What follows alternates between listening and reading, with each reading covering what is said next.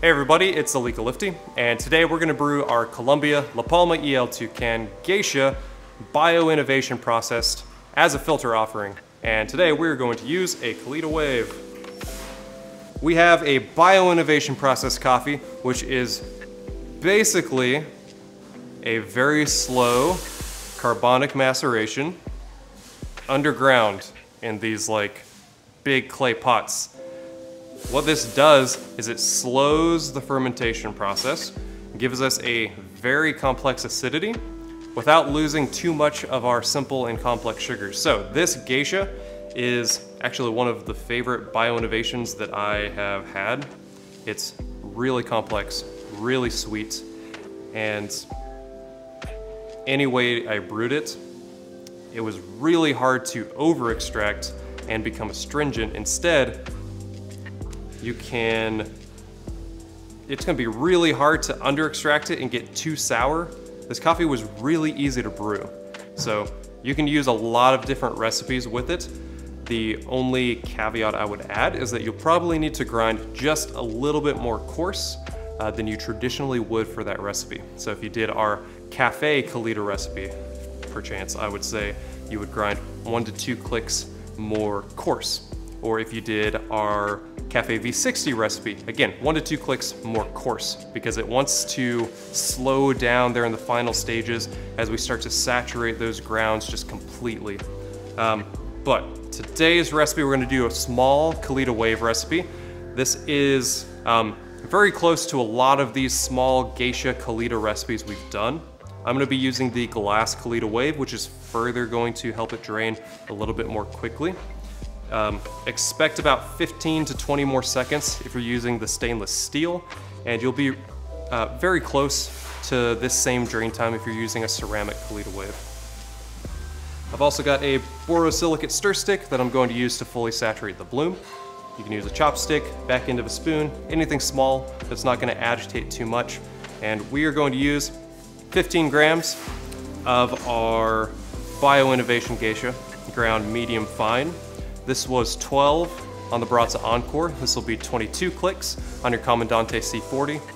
And you can maybe get by with 1 on the Fellow Ode, but it is really, might be a little bit too coarse, and so you might want to do a larger recipe if you've got the Ode.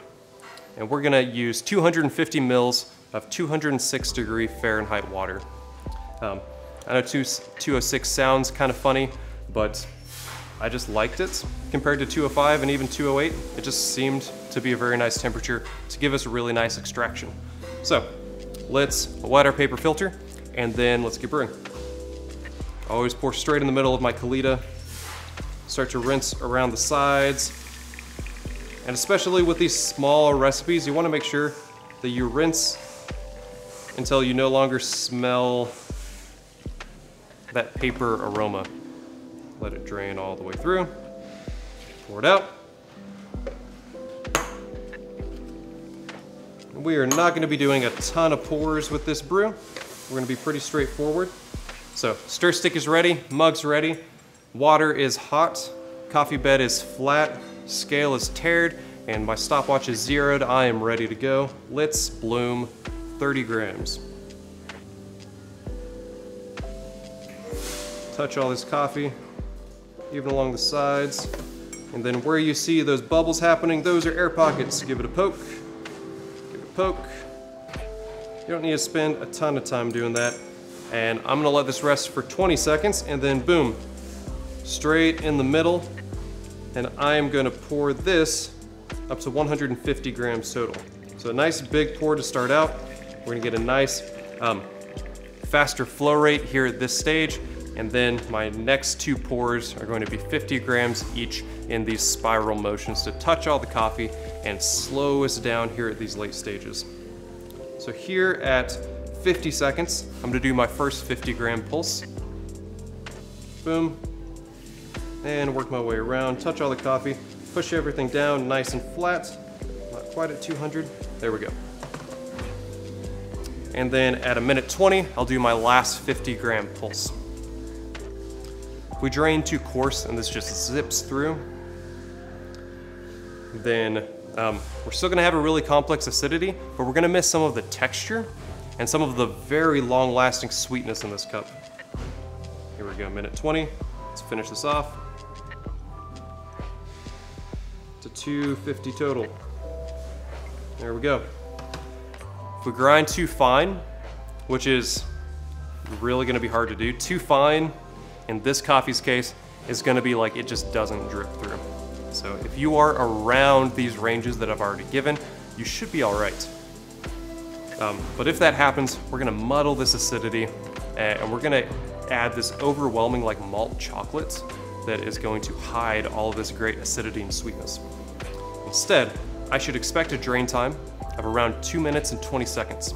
And when I've hit that range, we're gonna have a really nice balance of flavor. This coffee, it's like, I have a good description for it. It tastes like hot fruit cocktail. If I think of any of these different fruits, I can taste that in the coffee. So if I think of white grape, I'm gonna get white grape in addition to all this other flavor. If I think of maraschino cherry, I get that maraschino cherry with everything else. I can think of pineapple. I can think of pear. We have a vibrant, complex mix of acidity with this coffee. So we have malic acid, there's our pear, there's our apple, there's our pineapple, we have citrus, there's that pineapple, we have tartaric, there's that mouth-watering effect. There is a lot of different flavor in here, and it just kind of flows and ebbs as it cools. And then we get this nice, in the medium and the very cool range, we get this refreshing watermelon in the aftertaste, especially if you like retrohale, which I don't think I've ever talked about on here. That's gonna be a very, you may not think about retrohaling when you enjoy your coffee, but this coffee is super complex. You're gonna wanna sip it and enjoy it. We get a nice small cup here. And yeah, we're gonna taste fruit cocktail. Pear, white grape, maraschino cherry, strawberry, pineapple, watermelon, with that like sweet syrup like lingering throughout the entire cup. It's really great. So, serve and enjoy.